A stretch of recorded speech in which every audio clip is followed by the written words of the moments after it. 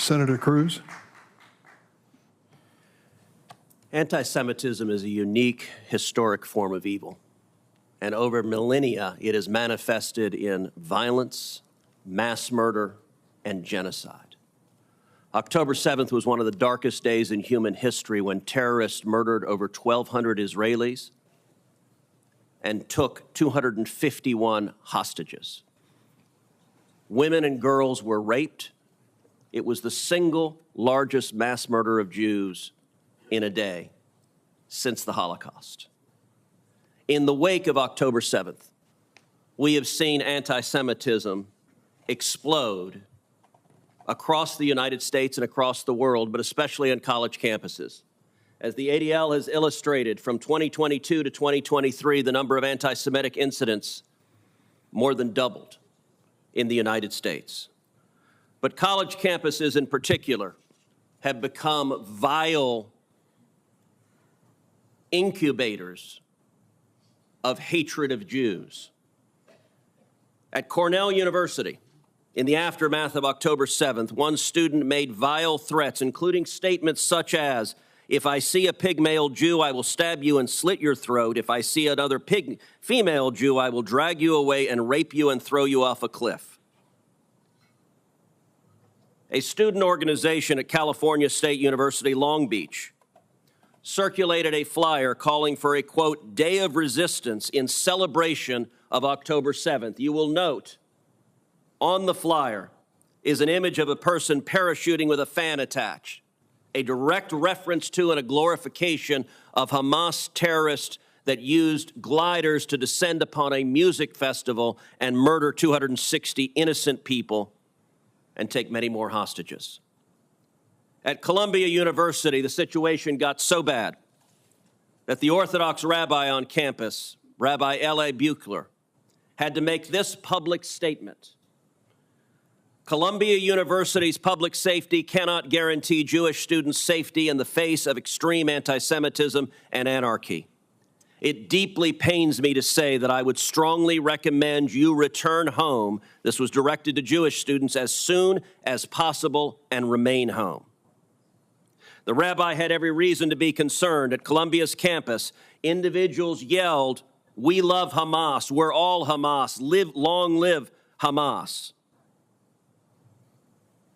At the University of Washington, the granddaughter of Holocaust survivors was told that she was called names, she was spit at, she was laughed at. She said she no longer felt safe on campus, and she was told to go back to the gas chambers. This is sick and horrific.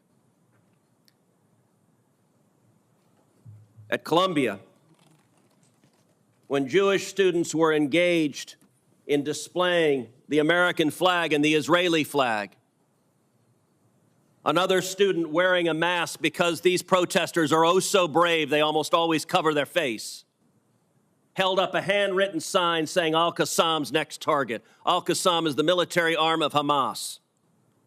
According to social media, this particular student is a wealthy student from Georgia. She's not Palestinian, but she has been taught lies and hatred, and she feels perfectly comfortable advocating the murder of her fellow students at Columbia.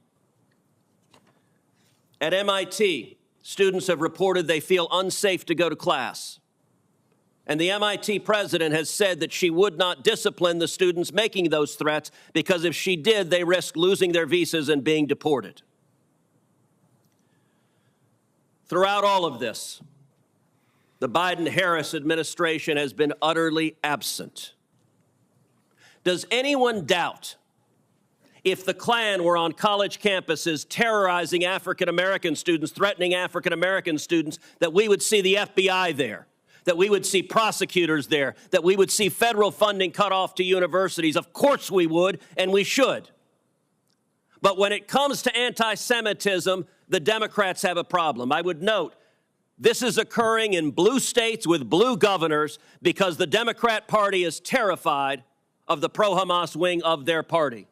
In states like Texas and Florida, we don't allow this. At the University of Texas, when violent protesters threatened Jewish students, police officers arrived and arrested them. That's what happened when you enforce the law. Every Republican member of this committee asked the chairman to hold a hearing on anti-Semitism in February. And yet we don't get a hearing on anti-Semitism. We get a hearing generically on hate because this administration, and this is the kind of anger and hate that is encouraged. You're now seeing the hate manifesting right here. Interestingly enough, Please, the committee will come to order. The senator is recognized to finish his remarks.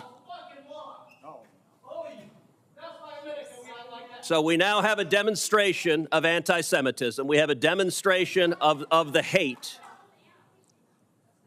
Rabbi Goldfelder, let me ask you, has the Biden administration cut off the funding of any of the colleges that have allowed this hate? Have they indicted anyone for funding these violent protests? Have they indicted the people paying for the matching tents? Or have they sat there silently, and have the universities sat there silently while their students are terrified to go to class? They have not indicted anyone.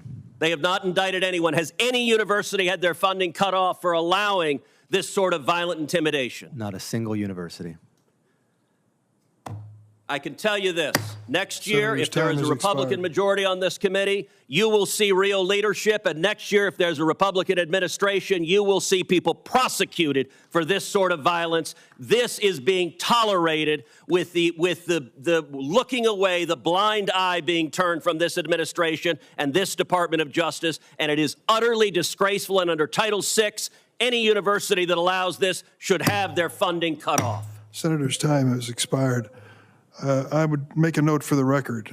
This hearing is about hate. It includes anti-Semitism as well as hatred towards other people. I would also point out that the previous chair of the committee from the other side of the table didn't hold a single hearing on anti-Semitism or hate crimes.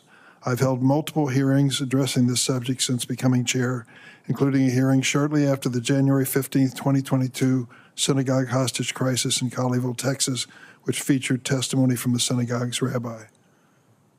Senator Welch. Thank you. Thank you for holding this hearing. The senator from Texas, I was with you in your indictment of all those horrendous anti-Semitic things that happened.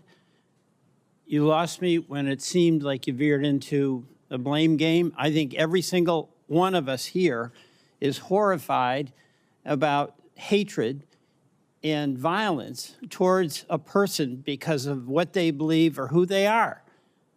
Now, in Vermont, we're pretty proud of being a tolerant state, but we have suffered significantly with anti-Semitic activity. It's horrifying. One of the things that's really terrifying to me is that when folks want to go to their synagogue, they have to have police security. You know, when I grew up going to Holy Name Grammar School, we didn't know what that was. We just went to church. And in Vermont, we had 3 young Palestinian men who were home visiting a grandmother for Thanksgiving. They were out walking. They were speaking Arabic. They had on a keffiyeh. They got shot. They got shot. I'm horrified at what has happened to them. I am horrified at the anti-Semitic escalation towards wonderful Vermonters who are Jews and what they have to endure and the insecurity that they feel. So my view here is that let's acknowledge every single one of us is horrified about the expression of hatred towards a Jew, towards a Muslim, towards an Arab, and try to figure out how best we can act. And that does include enforcement. But I have observed that any issue out there that can become a partisan issue often does. My view, that's not a solution. You know, I speak to some Vermonters from the Jewish community, so horrified, as we all are, about what happened, what Hamas did on October 7th. We have a teacher who had a student and was killed on October 7th, and she posted about it and suffered enormous online harassment. But when we had these 3 college boys who were just home for Thanksgiving and they got shot. I mean, all of us are absolutely horrified by that. And people who commit crimes, particularly hate crimes, they should be punished. But that should be, whether it's on campus, whether it's on the streets of Burlington, whether it's at a synagogue, we all have that obligation. Because that hatred is so corrosive to all of us and to our society. And if we, as a society, can't accept the collective responsibility that we each have for the well-being of one another, then it's not going to work. So, Mr. Chairman, I appreciate the hearing, and I want to thank the witnesses, because you're struggling with it day by day. You're trying to help us find a way forward. But it's not going to be just a law that we pass. It's not just an indictment that we prosecute, and those things should be done.